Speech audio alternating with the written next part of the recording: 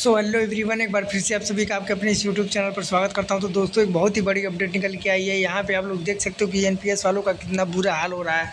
यहाँ पे देखो, बेचारे का बुढ़ापे में उसको सम्मानजनक पेंशन भी नहीं मिल रहा है। तो यहाँ पे मैं ले चलता हूँ पूरी खबर की तरफ। तो यहाँ पे आप लोग देख सकते हो कि मेन हेडलाइन पे क्या लिखा है कि ताउम्र पढ़ाने में गुजारी, बुढ़ापे में सम्मानजनक पेंशन को भीतर से।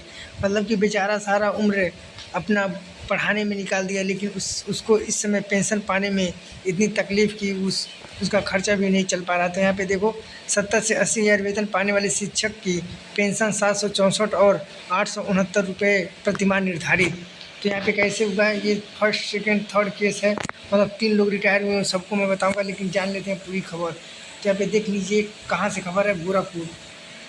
तो माध्यमिक विद्यालयों से पूरी जिंदगी अध्यापन कार्य करने वाले शिक्षक अपनी सेवानिवृत्ति के बाद सम्मानजनक पेंशन के अधिकार से वंचित हो गए हैं।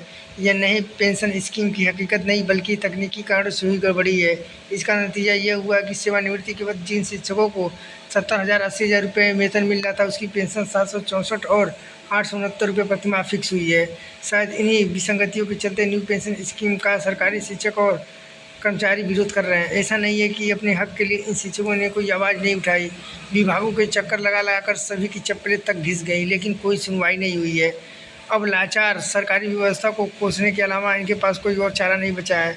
अमर उजाला संवाददाता से बातचीत में इन शिक्षकों ने बताया कि सेवा काल के दौरान करदाताओं की सूची में हमेशा रहने वाले इन शिक्षकों को पेंशन के अलावा और कोई सरकारी सुविधा नहीं मिलता है, यानी जीवन यापन का पूरा खर्च इकलौती पेंशन पर ही टिका है। फिर आगे देखिए, फिर यहाँ पे 3 लोग कौन कौन से हुए हैं रिटायर, उनका नाम जान लेते हैं। लिखा, श्री गांधी इंटर कॉलेज हरपुर बुधहट पर तैनात रहे बाल मुकुंद सिंह 31 मार्च 2019 को सेवानिवृत्ति हुए, तो उनका वेतन 75,000 रुपये प्रतिमाह था।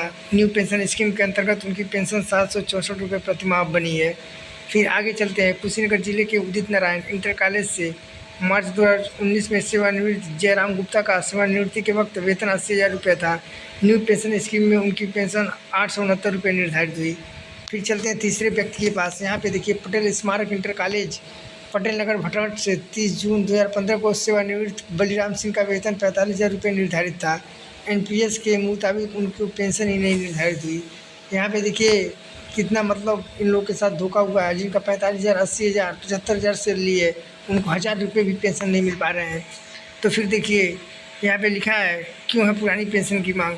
यहाँ पे उत्तर प्रदेश माध्यमिक शिक्षक संघ चित नारायण गुड़ के मंत्री रविंद्र प्रताप सिंह ने बताया कि पुरानी पेंशन स्कीम ओपीएस के अंतर्गत कर्मचारी एक अंशदान नहीं होता है, जीपीएफ की कटौती होती है, जिस वजह से सेवानिवृत्ति के बाद धनराशि और उसके ब्याज के रूप में अच्छी धनराशि शिक्षक या कर्मचारी को मिल जाती है।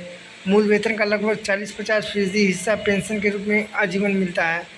मंडलीय मंत्री रणजीत सिंह ने कहा कि एक और ख़ास वजह इसे अलग बनाती है कि वेतन की तरह जब जब डीए बढ़ती है तो पेंशन भी बढ़ती है, जबकि एनपीएस में एक बार पेंशन फिक्स होने के बाद कोई वृद्धि नहीं होती है।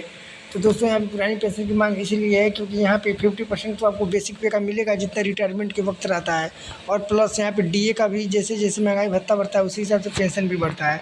तो ये पेंशन की इसलिए मांग है। फिर यहाँ पे देखिए आगे ले चलता है, आगे लिखा है कि अगर महज दवा का खर्चा देखा जाए तो इन शिक्षकों को पेंशन से भी नहीं चलेगा। ताज्जुब तो इस बात का है कि कोई ऐसे शिक्षक भी नहीं है जिनको सेवानिवृत्ति के बाद पेंशन ही न मिल रही हो। फिर आगे देखिए लिखा है कि कहाँ हुई दिक्कत। 11 से 13 साल की सेवा के दौरान इन शिक्षकों के न्यू पेंशन स्कीम के अंतर्गत होने वाले अंशदान में तो या तो कटौती नहीं हुई, और जहाँ कटौती हुई वहाँ पूरे सेवा काल के दौरान अंशदान की कटौती नहीं हुई। अध्यापन कार्य के दौरान शिक्षकों ने भी इसका ध्यान नहीं दिया। मगर सवाल उठता है कि एनपीएस की कटौती में अंशदान तो सरकार को भी देती है, तो अकेले शिक्षक भी इसके लिए जिम्मेदार क्यों हुए। तो ये बात हुई, यहाँ से इन लोगों को दिक्कत हुई। इन लोगों ने शुरू से ही एनपीएस नहीं कटवाया था, जिससे बाद में इनको प्रॉब्लम हो गई। फिर देखिए क्या है नियम क्या बोल रहा है। यहाँ पे तो नियम मैं कई बार आप लोगों को बता चुका हूँ कि न्यू पेंशन स्कीम में जो भी पैसा जमा होता है उसका 60% आपको गवर्नमेंट दे देती है, और बाकी 40% रख लेती है, उसको शेयर मार्केट में लगाती है, और यहाँ पे आपको उसी पे पेंशन बना के देती है। तो यहाँ पे ये बात है। तो दोस्तों, ये बहुत ही मतलब कर्मचारियों के साथ नाइंसाफ़ी हो रहा है कि बेचारे इतने साल पढ़ाने के लिए गुजार दिए, लेकिन उनको पेंशन शुद्ध रूप से नहीं मिल पा रहा है। फिर यहाँ देखिए लिखा है लास्ट में कि ज्ञानेंद्र सिंह भदौरिया ने क्या बोला है कि एनपीएस से जुड़े किसी भी प्रकार की समस्या के निस्तारण के लिए डीआईओएस कार्यालय के लेखा विभाग के एक पटल बनाया गया है, जहां आने वाली शिकायतों का शासन के निर्देशानुसार निवारण कराया जाता है। किसी भी शिक्षक या कर्मचारी के साथ ऐसा कोई समस्या है तो लिखित प्रत्यावेदन दे, पूरी मदद की जाएगी। तो यहाँ पे ज्ञानेंद्र सिंह भदौरिया ने बोला कि अगर किसी को भी ऐसा कोई दिक्कत है तो उस पर पूरी कोशिश की जाएगी सही करने का। तो दोस्तों यहाँ पे देखिए आप लोग, इसीलिए एनपीएस की डिमांड नहीं है। सबसे ज़्यादा डिमांड किसका? ओपीएस का। तो कर्मचारी ओपीएस के लिए क्यों परेशान है? इसीलिए क्योंकि उसमें आपको 50% डीए प्लस 50% बेसिक पे का मिलता है पैसा और प्लस डीए भी मिलता है। तो यहाँ पे बहुत ही बेनिफिट था। तो दोस्तों यहाँ पे कर्मचारी इसलिए बौखलाए हैं कि एनपीएस हटाओ और ओपीएस लाओ। तो ज़्यादा से ज़्यादा इस वीडियो को शेयर करें ताकि हर एक कर्मचारी को ये बात पहुँचे। मिलते हैं नेक्स्ट वीडियो में, तब तक के लिए जय हिंद, वंदे मातरम।